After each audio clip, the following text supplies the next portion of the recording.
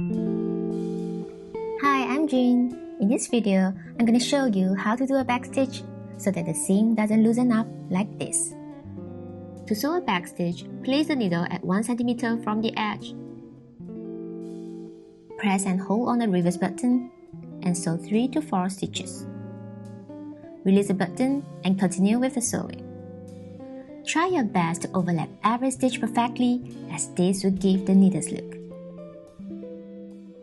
Slow down the speed when you are reaching the end. Stop at 2 to 3 mm from the edge and do 3 to 4 reverse stitches.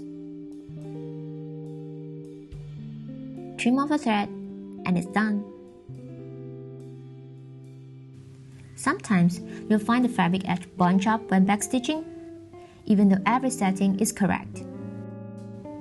Here's a sewing tip.